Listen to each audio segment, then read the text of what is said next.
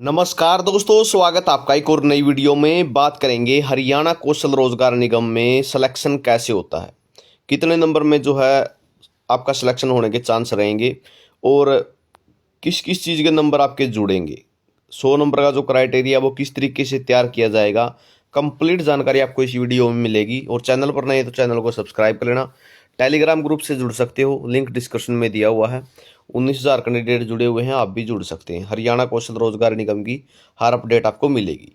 तो यहाँ पे आप देख सकते हो कंप्लीट जानकारी है कि मेरिट किस तरीके से तैयार होगी, ठीक है, और उसके बेस पे ही आपका सिलेक्शन किया जाएगा। सबसे पहले weightage of basis of annual family income, यानी फैमिली आईडी की जो इनकम है उसके 40 नंबर हैं, ठीक है। 40 नंबर ये किस किस कितनी इनकम पे कितने मिलेंगे इसका जिक्र आगे किया गया है। फैमिली आईडी के मैक्सिमम 40 नंबर हैं, ठीक है। उसके बाद बात आती है एज की, वेटेज ऑफ एज। एज के जो हैं, एज ऑफ द कैंडिडेट, इसके 10 नंबर हैं, ठीक है। एज के 10 नंबर हैं, किसको 5 मिलेंगे किसको 10 मिलेंगे इसके बारे में भी आगे बताया गया है। यानी 40 और 10 50 नंबर हो चुके हैं। अब 50 में से आपको कितने मिलते हैं वो आपको आगे पता चल जाएगा।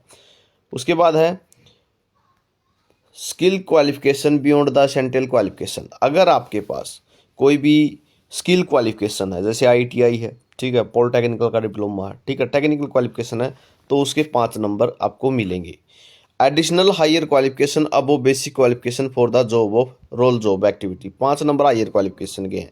कहने का मतलब क्या है, जैसे कलर की पोस्ट निकल गई, ठीक है, +2 पास है और आपके पास ग्रेजुएशन भी है, आपने बीए कर रखी है, तो 5 नंबर उसके मिल जाएंगे। आईटीआई भी कर रखी हो आपने तो 5 नंबर उसके भी मिल जाएंगे। अगर आपने ग्रेजुएशन कर रखी है और ग्रेजुएशन के बेस पे ही भर्ती निकल गई, तब आपको ये हायर क्वालिफिकेशन वाले 5 नहीं मिलेंगे, ठीक है। ठीक है, जो क्वालिफिकेशन जॉब की है, यहाँ में लिखा हुआ है basic qualification for that job.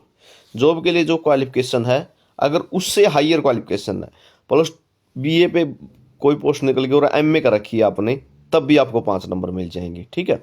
यानी जो क्वालिफिकेशन पोस्ट की है उससे ज़्यादा क्वालिफिकेशन आपके पास होनी चाहिए। उसके बाद बात आती है weightage of social economic criteria. Social economic criteria के 10 नंबर हैं, ठीक है। किसको कैसे मिलेंगे वो आगे बताया जाएगा। 5 नंबर किसको मिलेंगे, 10 नंबर किसको मिलेंगे। और हरियाणा कौशल रोजगार निगम में सोशल क्राइटेरिया अभी लागू है, पक्की भर्तियों में खत्म हो चुका है। Weightage of common eligibility test CET के भी 10 नंबर हैं, ठीक है। ये कैसे मिलेंगे इसकी जानकारी भी मिलेगी आपको। उसके बाद is of development for the detail of provisional, तो 10 पॉइंट है इसके। यानी अगर आपके ही डिस्ट्रिक्ट में आपको नौकरी मिलेगी तो 5 मिलेंगे और ब्लॉक में मिलेगी तो 10 मिलेंगे। और आगे है pre state government experience. Experience के 10 नंबर हैं, 1 साल का 1 नंबर है, वो भी आपको आगे दिखाई देखने को मिलेगा। अब बात कर लिए हैं, टोटल स्कोर है 100, ठीक है। तो अब बात कर लेते हैं फैमिली आईडी के 40 पॉइंट किसको कितने मिलेंगे, यहाँ पे देख सकते हो, ठीक है। अगर इनकम है 1 लाख रुपए तक तो आपको मिलेंगे 40। अगर आपकी 1 लाख 1 रुपए से 180 तक है तो 30 मिलेंगे, यानी बीपीएल परिवार वाले को 30 मिलेंगे। अगर 1 लाख 1 से 180 तक है, 1 लाख 80 1 रुपए से लेके 3 लाख तक है, वो मिलेंगे, उसको मिलेंगे 20 नंबर। अगर 3 लाख से लेके 6 लाख तक है तो उसको मिलेंगे 10 पॉइंट, ठीक है। तो इस तरीके से अब आपकी फैमिली आईडी के हिसाब से आप चेक कर सकते हैं कि आपको कितने मिलेंगे, ठीक है। ये तो है 40 नंबर का खेल फैमिली आईडी का। उसके बाद बात आती है 10 नंबर एज के। एज के कैसे मिलेंगे, अगर एज है 24 से 36 तो मिलेंगे आपको 10 नंबर, और अगर है आपकी 36 से 42 तो आपको मिलेंगे 5। 24 साल से छोटे को नंबर नहीं मिलेंगे, ठीक है। 24 से 36 है तो 10 मिलेंगे, 36 से 42 है तो 5 मिलेंगे। उसके बाद स्किल क्वालिफिकेशन के आपको 5 नंबर मिलेंगे, ठीक है। चाहे वो एनसीवीटी से हो, चाहे वो एससीवीटी से हो, चाहे वो एसवीएसयू यूनिवर्सिटी से हो, ठीक है। आपके पास जो है स्किल क्वालिफिकेशन होनी चाहिए। सोशल इकोनॉमिक क्राइटेरिया के 10 नंबर किस तरीके से दिए जाएंगे इसके बारे में बात करें तो यहाँ पे आपको कंप्लीट जानकारी मिल जाएगी। ऑर्फन है जो, ठीक है, उसको मिलेंगे 10 नंबर, लेकिन to be given to the candidate up to 25 year, 25 साल तक के कैंडिडेट को ही दिए जाएंगे। ऑर्फन का मतलब है जब फादर गुजरा तो उसकी एज 15 साल से छोटी होनी चाहिए, ठीक है। और अब जो है एज उसकी 25 साल तक होनी चाहिए, 25 से ज़्यादा है तो उसको नहीं मिलेंगे। विडो के 5 नंबर हैं, विडो को 5 नंबर मिलेंगे। फादरलेस के भी 5 पॉइंट हैं, ठीक है। 42 साल से जो है पहले उसका पिता गुजरा हो, 42 साल की एज से पहले। और कैंडिडेट जो है इसमें 12 साल कर दी गई है, पहले 15 थी, ठीक है। तो 12 साल से जो है छोटा हो। ऑर्फन में सीधी बात है जिसके माता पिता ना हो, ठीक है। इन्होंने अब अलग अलग दे दिया, ऑर्फन और फादरलेस। पहले फादरलेस था, ऑर्फन नहीं था, ठीक है। तो ऑर्फन में माता पिता ना हो, वो 25 साल तक से छोटा हो। और फादर में जो है 12 साल से छोटा हो, पिता उसके 42 साल से पहले गुजरे हो, 42 साल की एज पूरी ना की हो। उसके बाद सीईटी की बात आती है। सीईटी के 10 नंबर हैं, ठीक है।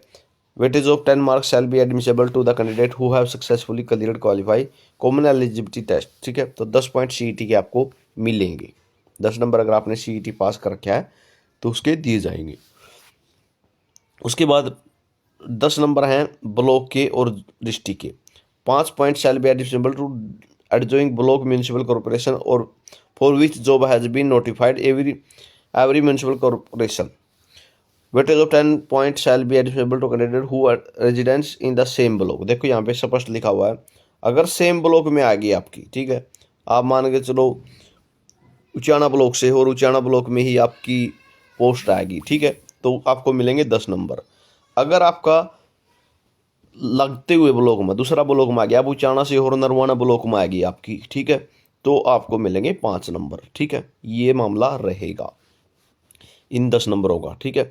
तो ये जानकारी आपके लिए रहेगी, ठीक है। यहाँ पे सेम लिखा हुआ देख सकते हो, सेम ब्लॉक में 10 नंबर हैं और एडजॉइंट ब्लॉक यानी लगते हुए आपके ब्लॉक में आएगी तो 5 नंबर है। तो इस तरीके से आपके 100 नंबर का क्राइटेरिया तैयार होगा। इस 100 नंबर में से आपके कितने नंबर बनते हैं ये मैटर करेगा। और बात कर लेते हैं कितने नंबर में आपका सिलेक्शन हो जाएगा। तो कम से कम 60 स्कोर तो आपका होना ही होना चाहिए, ठीक है। 60 स्कोर तो होना ही होना चाहिए। 60 स्कोर की बात करूं, जैसे टीजीटी की पोस्टें हैं, पीजीटी की पोस्टें हैं, जेई की पोस्टें हैं, ड्राफ्ट्समैन की हैं, तो इस तरह की पोस्टों में 60 स्कोर में भी सिलेक्शन हो जाएगा, क्योंकि इसमें कुछ एडिशनल क्वालिफिकेशन मांगी गई हैं, जैसे एचटेट पास, ठीक है। जिसमें जैसे एचटेट पास मांगा गया तो यहीं से जो है कंपटीशन कम हो जाता है, यहीं से कंपटीशन कम हो जाता है, क्योंकि एचटेट बहुत कम कैंडिडेटों का मिलेगा। बीएड तो टीजीटी जो है बहुत ज़्यादा कैंडिडेट ने कर रखी होगी, लेकिन एचटेट पास हो ये कोई ज़रूरी नहीं है, ठीक है। 2%, 3%, 4% इस तरीके से रिजल्ट आता है एचटेट का। तो ये जानकारी आपके लिए रहेगी, कम से कम 60 का स्कोर होना ज़रूरी है, ठीक है। उसके बाद ही आप उम्मीद कर सकते हैं। और अगर कोई डाटा अपडेट नहीं किया है तो अपडेट कर लेना, अपना फॉर्म चले हुए हैं, फॉर्म भर लेना। वीडियो आपने देखा इसके लिए बहुत बहुत धन्यवाद। आपका दिन शुभ हो।